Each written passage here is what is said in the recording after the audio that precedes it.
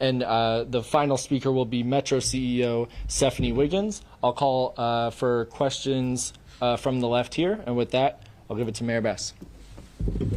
Thank you all for being here today. Just a few hours ago, we talked about the impact that this fire will have on our city.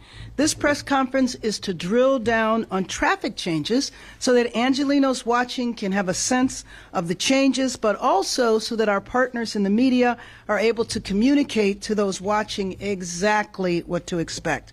Our top line message is this: if you are driving through downtown, stay on the freeway and take the route around. If you need to come through downtown, our Department of Transportation General Manager will walk us through the best routes. As you plan, visit emergency.lacity.gov for updates. In addition to encouraging Angelenos to take important precautions, we are also hoping for downtown businesses to join us and lean in on work-from-home policies to help alleviate traffic. I know we've spent this time trying to encourage people to come back downtown, back into their offices, but while we are going through this crisis, we would like for employers who can have their staff work remotely to do so. Like I said earlier, this is an emergency. During the 1994 Northridge earthquake, Caltrans worked 24/7 to complete emergency repairs to the freeways, and this structural damage calls for the same level of urgency and effort. We will continue to provide updates as they come, and I encourage Angelenos to stay informed. So our strategy is three-pronged.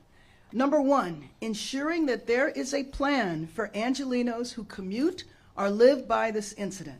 Number two, working to get the 10 freeway up and running again as fast as possible. Number three, providing as much information as possible to ensure that our communities and commuters are well informed every step of the way. On Saturday, I directed all city departments to immediately plan for how to address increased traffic due to this closure to best mitigate the impact on Angelenos, and we will continue to urgently coordinate with our state partners to resolve this issue for not only the millions who use the freeways, but also to those who live and work in the surrounding areas. We are presenting today the first iteration, and as you can see behind me, we are closely watching the impact, and we will make adjustments as needed to ease the flow of traffic to the best of our ability. I want to assure Angelenos that we are working night and day to make the repairs necessary to restore the freeway. Again, please plan for delays and check for alternative routes. Traffic officers are on location to alleviate traffic impacts. Please heed traffic officers' instructions. Angelenos, we came together several months ago and everyone cooperated during the hurricane, and we had no loss of life. I need to call on all Angelenos again to come together. This is not going to be resolved in 1 or 2 days. We will keep everyone informed, but as we are learning the extent of the damage, we will keep you informed, but we need to stay together. And as you are informed, please cooperate with the instructions that you are given. Thank you, and we'll continue to provide you updates. You can go to emergency.lacity.gov. Now I'd like to introduce our General Manager for the Department of Transportation, Laura Rubio Conejo. Thank you, Mayor. Good afternoon. My name is Laura Rubio Cornejo, General Manager for the Los Angeles Department of Transportation. You are joining us today from our Advanced Transportation Systems and Coordination Center, otherwise known as ATSAC, where LADOT traffic engineers are actively monitoring the impacts of the closure on the 10 freeway in downtown Los Angeles. As you can see, our teams have access to real-time intelligence and data of traffic impacts and can adjust our traffic signals to meet the demands and keep our city moving. Nevertheless, the major closure will impact travel times, and Angelenos should prepare and plan ahead in advance of next or this coming week's commute. First, If traveling in or around downtown LA, your best option is to travel by public transit, particularly Metro Rail, which allows you to avoid the impacts of the closure entirely. You can plan a trip by using Metro Trip Planner at metro.net. If you are driving and your route requires you to pass downtown LA, as the mayor indicated, please stay on the freeway. There are other routes that you can use, including the 5, the 101, and the 110 freeways to circumvent the closure. The route is detailed over my shoulder. If your destination is in downtown and you need to access surface streets, for example, if you are a parent taking a child to any of the 6 public or private schools in the impacted area, our engineers have developed a detour map to ensure people can access their destination. And if you'll just give me a minute. So, to reiterate, for those traveling from the east on the 10 freeway, your first and primary exit should be to exit here in the 7th Street area. If I could just go this way. Can you take a step back? Sure. Let me zoom back out. Okay? So if you're traveling from the east, your first and goal should be to exit at 7th Street.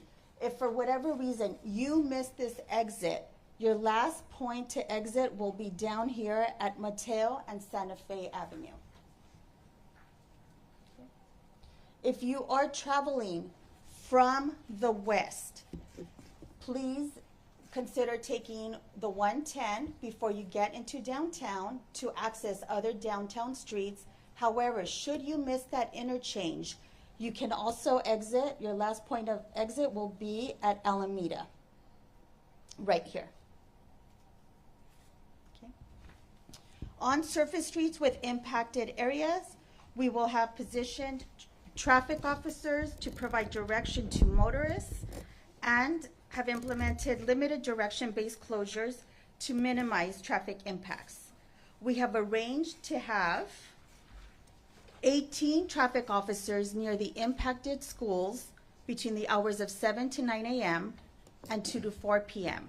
In addition to those 18 traffic officers, we will have an additional 10 traffic officers throughout the immediate impacted area, and we are able to bring in additional resources as needed. LAPD will also be providing us with additional support in the event that it is needed. Working in coordination with the engineers here at ATSAC Center, we will continually adjust and deploy field resources to support the repair and construction teams from Caltrans and respond to traffic conditions in real time. This effort relies upon the cooperation of all Angelenos. I repeat, if you can take the train, please do so. As the mayor indicated, if you are able to work remotely, please do so as well. But if you do need to drive, please plan ahead. Know your route, avoid the impacted area if possible, drive safely, and be mindful of those around you, traffic officers, other motorists, pedestrians, and cyclists. Thank you. At this point, I would like to introduce Secretary of Transportation, Toks Omishakin. Thank you, our General Manager. Again, Toks Omishakin, California's Transportation Secretary. As has been stated already, this briefing is particularly about traffic and the detours that we think we're going to be expecting and that we're planning throughout the region, throughout the city. But I think before I get into a little bit of the detail, and you hear some more from our Caltrans team as well, before I get into some of the details of that detour, as the General Manager just explained, I want to say that this challenge on the I-10 is the #1 priority for the governor. If you were at the briefing earlier, he's asked for a 24/7 operation from all state agencies involved in any kind of way, from CAL FIRE to Caltrans to CHP. It's an all-hands-on-deck approach. That's the expectation from the governor, and he's committed to that with the mayor as well. So just to be clear on that. And before I share just a little bit more about traffic, let me just say a little bit about, again, how we got to this point this evening. And some of this detail you know a little bit already. Again, due to the November 11th early morning fire that caused damage to the freeway columns and bridge deck under Interstate 10, just south of downtown Los Angeles, the freeway remains fully closed between Alameda Street and the East LA interchange. The goal is to open as quickly as possible and safely as possible this freeway. Our structural engineers need to assess the integrity of the bridge columns and also assess fully the deck underneath the bridge. The area needs to remain safe for all of our workers who are going to be present as well.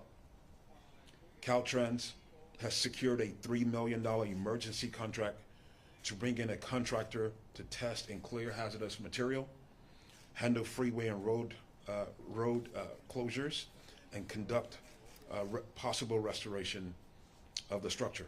Again, a lot of the details around this restoration is still yet to be determined.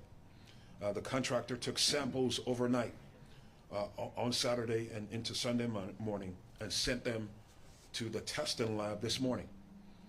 Once we get clearance that the area is fully safe, our structural engineers will get full admittance into the site, and we'll be able to work with power lifts to conduct sound tests on those damaged columns and again the underside of the deck of the bridge. As has been noted already, Caltrans is urging everyone, in partnership with the city, to avoid this area if they can. Use alternate routes, that is I-5, the I-110, and State Route 60. We're also encouraging people to use public transit, carpool, or even possibly telework. We're coordinating all these efforts with LA Metro, Metro Link, and LA DOT as they look to expand transit service throughout the area.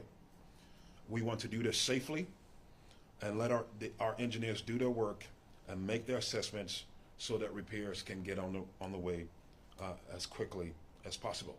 Now to the specifics on the detour, again, similar to what the general manager just mentioned. Motorists on northbound I-5 and State Route 60 should continue to northbound US 101 and then south on I-110 to return westbound on I-10. All this information, by the way, you will be able to get online. The mayor noted several websites or social media that you can visit to get this specific information. But before you travel, please make sure you pay attention to that and get that information. Motorists westbound on I-10 will take the northbound to US 101 to southbound on I-10 to return to westbound I-10. And motorists on eastbound on I-10 should take the northbound I-110 to southbound US 101 to continue eastbound on I-10 and on the eastbound State Route 60 and southbound on I-5. Caltrans is also coordinating, as has been mentioned already, all these efforts with the city on directional signage and signal timing for traffic exiting freeways and local streets. Again, we appreciate everyone's patience as we look to address this situation. It's evolving over the next several hours as the investigation is completed, hazmat work is done, and structural engineers get full access to do a full examination of the impact to the structure. And until then, will we be able to give you detailed information about how long the repair is going to take, how much it's going to cost. All that is yet to come. We will be coordinating. The governor will be coordinating all of that with Mayor Bass. But in the meantime, detours and traffic is our focus as the Monday morning commute looks to kick off. Look forward to some possible questions. Up next, a very important person that's going to be engaged in this effort to get the bridge back in order. John, one of our deputy construction managers here in District 7. John? Thank you, Secretary Tokes and Mayor. My name is John Yang. I'm the Deputy District Director for Construction in District 7. As Secretary alluded, we have a situation on Interstate 10 that we're gonna close between Interstate 110 to East LA interchange, both directions.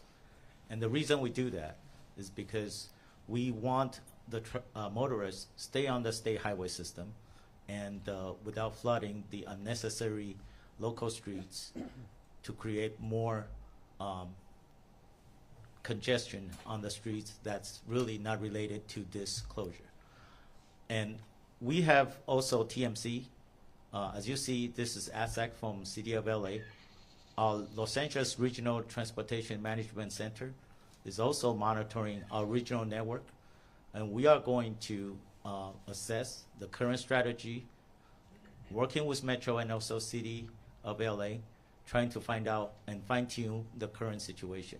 We're going to monitor our traffic 24/7 while the work is going on in the field to restore these freeway lanes back to the traveling public. So rest assured, we're working day and night, and we'll reach our goal to provide you the lanes back. At this time, we cannot tell you how long it's going to take because we just got the initial report. It's going to take more time for the environmental process. However, rest assured, structural material testers are in place, taking samples, and we will soon have a strategy, and by which time we will unveil that with the public so we will know how long this is going to take. At this time, I'm going to leave to the question and answer session, and Mayor? Oh, I'm sorry. Next is LAUSD Superintendent Alberto Carvalho. Sorry about that. That's okay. Thank you very much. Good afternoon, everyone. I want to begin by expressing my sincere gratitude to the leadership of our mayor, Mayor Bass, and state and local entities for the very aggressive and effective communication that has been established between the city and LAUSD. Since early this morning, the mayor and I have spoken and have devised plans to alleviate what no doubt will be some potential delays associated with school transportation tomorrow, or certainly our own workforce reporting to their work sites. We're going to try to provide students with a degree of normalcy, not only educationally speaking, but a lot of our students, due to their socioeconomic conditions, depend on the breakfast and lunch and enrichment activities that we provide as a school system. So it is our first priority to maintain all schools open. So that's the first point. All schools will be open tomorrow, independently of the seriousness of this incident and the repercussions it has caused. With that said, we have identified a number of schools that we believe will be significantly impacted as a result of the I-10 closure at the interchange. Those are 9th Street Elementary, 20th Street Elementary, Metropolitan Continuation High School, Inner City Arts, Para los Niños Charter. But that's not all. We transport in excess of 40,000 students every single day, particularly students with disabilities and those who attend magnet schools. So you may have students who live in different areas whose bus route ordinarily will travel through the area that's currently closed. Certainly students who live in Boyle Heights and would be transported to Hamilton High School will be impacted. Or conversely, anyone who lives west of the incident trying to get to Bravo Medical Magnet School, those will be impacted. So we expect some degree of delay impacting a significant number of students throughout the day tomorrow and over the next days or perhaps weeks, depending on the pace of repair to the freeway. We have sent robotic communications in a multitude of languages to all of our parents and our entire workforce, particularly targeting our school bus drivers, who are by and large represented by SEIU 99, to ensure that they are aware of the difficulties getting to the bus depots, but also the necessary detours that they will be taking to get children to school on time and safely. I want to thank also the city for the additional deployment of traffic enforcement entities around the schools most likely impacted. Again, we expect a reasonably normal school day tomorrow, impacted by the possibility of some delays getting to school, but then also leaving school. For any information, 1-800-LA-BUSES, 1-800-LA-BUSES, any one of your questions may be addressed. Me siento muy agradecido al liderazgo de nuestra alcaldesa, la señora Bass, y las entidades municipales por la comunicación que han establecido con nosotros en el Sistema Unificado de Los Ángeles. Mañana esperamos un día escolar normal, pero impactado por este incidente. Sin duda, vamos a ver algunos atrasos en nuestros autobuses escolares. Sentimos muy agradecidos a la alcaldesa por la presencia de entidades de la ley para proteger a nuestros niños, principalmente en las escuelas más impactadas debido a este incidente. Nos hemos comunicado no solamente con nuestros conductores de autobuses escolares, con nuestros padres de familia, explicándoles que mañana será posible que los niños van a experimentar algunos atrasos en sus transportes escolares debido a este incidente. Vamos a continuar a trabajar para minimizar los impactos debido a este incidente. So once again, I want to thank Mayor Bass, not only for your leadership, but also your partnership with our school system. Thank you very much. Let me bring up our CEO from Metro, Stephanie Wiggins.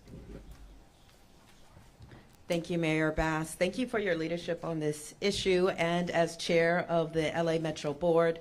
Also want to thank Secretary Omashakin. Caltrans has been a partner with Metro, and I even got the call yesterday morning early from Caltrans leadership about the impact of this closure.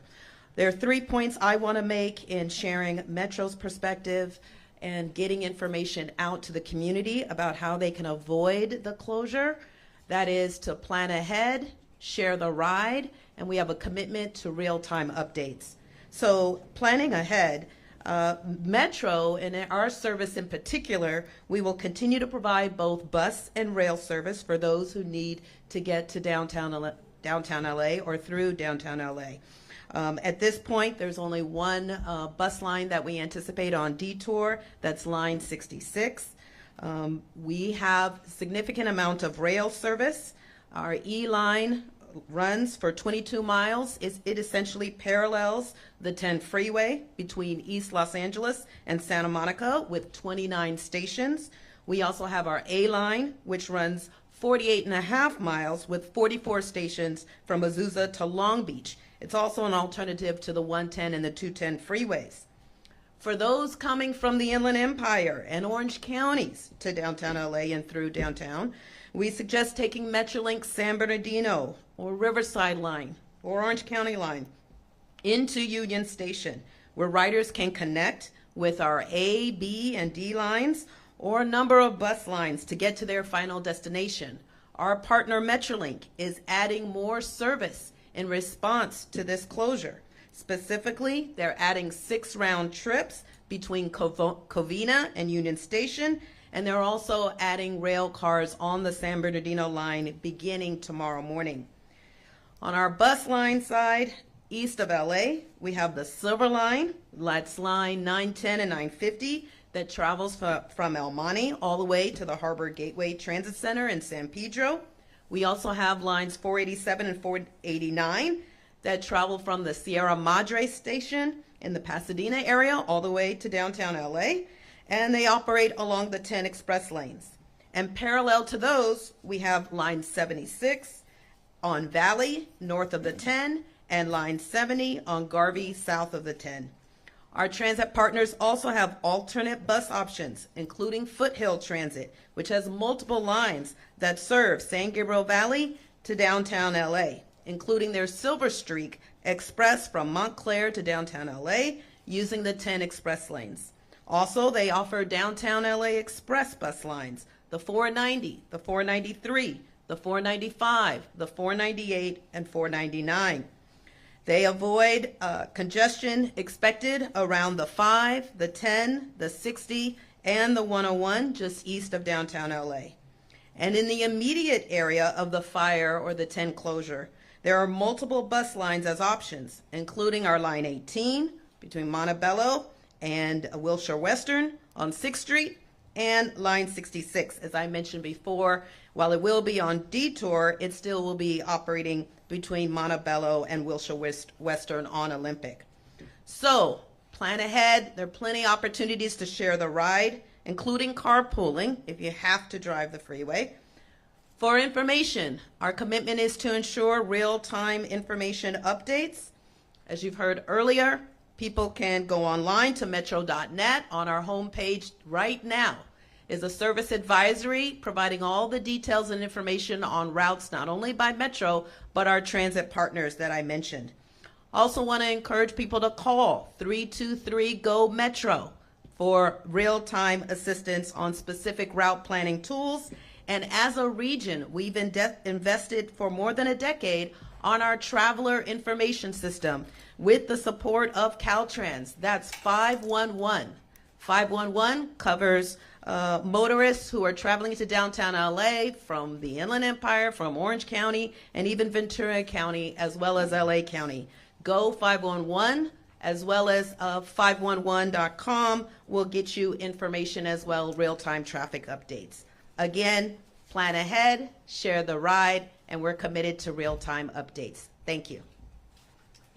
Thank you very much, everyone. Let me acknowledge Assemblymember Miguel Santiago, who is here, who represents the area, and also our chief, our fire chief, Kristen Crowley. We'll take questions now. I think Emily had a question. Yeah, of course. So my question is, I feel like everybody's going to be on the 101, and let's just face it, this is LA. People love their cars. A lot of people are not going to take public transit no matter what.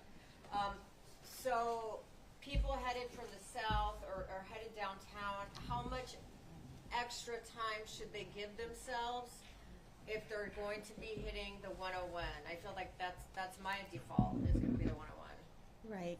So again, if you're on the freeway, we encourage you to stay on the freeway, and there's lots of other options to transition from the 101 onto the 110 in order to get into the local downtown streets, if that is your final destination. Otherwise, stay on the freeway. I would encourage all Angelinos and those beyond who are traveling through and to the area to, first thing in the morning, check and double check what their travel time should be. I would assume anywhere from 15 to 30 minutes at this point until we get a better understanding of what people's travel patterns will be in response to this detour.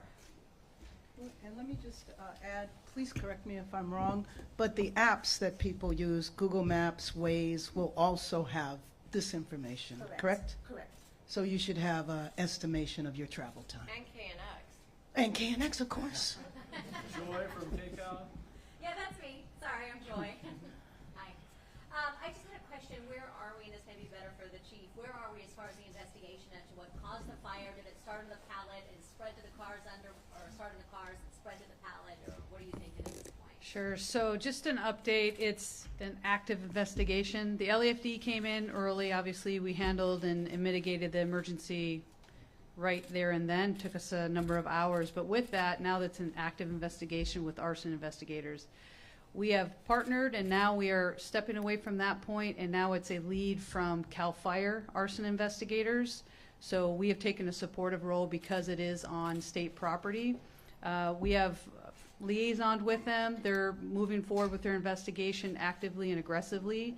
They should have an update from the state side tomorrow morning. That's what they've been sharing with us, and at that point, we should have some more information for you. Just to follow up, I'm hearing from people in the neighborhood that there may have been a homeless encampment nearby. One, was everybody okay from that? Could that have been a cause from the fire? I know 2 years ago we had one down on Santa Fe, another pallet fire. That one was started by a homeless encampment. Are you aware of any of that information? Just what I can share at this point is we did not have any patients that were generated from this large incident. And as for any of the encampments in that area, we do not have any direct correlation at this point as to if that's where it did start or didn't. Again, we're going to have to stand by and wait for the active investigation to be completed, and we'll share that information with you as soon as we can. Do we know why all those cars were under there? Is it a parking lot, or does anyone know? Look, to your first question about timing to figure out the next steps here. Thank you, Mayor. At some point tomorrow morning, we will find out from the State Fire Marshal, which is a part of CAL FIRE. We will find out from them the details of what they found out from this investigation. but the investigation will be completed in the morning. That doesn't necessarily, I need to be clear about that. It doesn't necessarily mean that early in the morning you will get a full report out on all the details of this investigation. That means the investigation will be complete. We will be informed, all the state agencies, the mayor as well will be kept in the loop. So at some point tomorrow morning, we'll have a little bit more clarity on the investigation. As far as the cars under our right of way, I'm sure as you know by now, we leased out this property to an entity, and they, from what we're hearing so far, this property was possibly subleased as well. So whose vehicles are those actually, who they belong to? We still don't know that information. It's possibly the person that the entity that we leased it to, or some of the sublease tenants that were on site. But we don't have that information yet. We will provide a full report on actions related to that right away as soon as that becomes available. Yeah, thank you. Any other? Let me just say also, you referenced the encampment. Right now, we believe there are about 16 people, unhoused people that were there, and we have housed everybody. 16 that were living directly under the freeway or nearby? Well, nearby, because it was really across the street. And again, let me just reiterate what our chief said, which is right now, there's no correlation between the unhoused individuals and the fire. Any other? They're okay. Yes, they're fine. Any other final questions?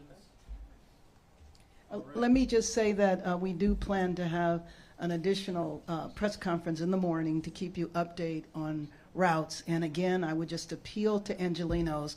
This is going to be a minute. It's not going to be a day or so. And we need to stick together to be as informed as possible and then to cooperate. We know that about 300,000 people drive through that route on those freeways every day. So that's why it's going to take massive cooperation for us to get through this, but we can. Thank you. I actually have one more question. Is this the busiest intersection, or not intersection? Is this one of the busiest freeway stretches in LA? Because it seems to be. Yeah, and I'm not sure if And where does LADOT it can add a little bit to this, but this segments of the 110 throughout California, as you know, this is an east-west corridor. This goes all the way out east. But some sections of the I-10 corridor in California have been ranked in the top 10 in the entire country as far as busiest freeways in America. So this is a very busy route. As the mayor's noted, the governor mentioned early on today, 300,000 vehicles. This is undoubtedly one of the busiest freeways in California as well, because it hits that top 10 radar for the nation. And this interchange in particular, this section, you don't know where it ranks? We don't have the specifics. Okay, you want to add something to that? Sure. So this is one of the busiest, as the secretary has indicated. It connects Angelenos coming from the east to the west and vice versa.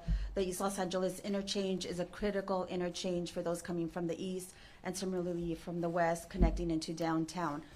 While we don't know where it ranks in terms of kind of statewide or nationwide, it is critical to the health of the city and movement of the city. So we really ask that Angelenos be mindful, plan ahead, take transit if you're able to, and double check your travel times and just be patient. Be patient and be kind when you're on the road. Thank you so much. And Laura's available for Spanish both sides as well. Thank you. everyone. Thank you, guys. Thank you so much. Sure.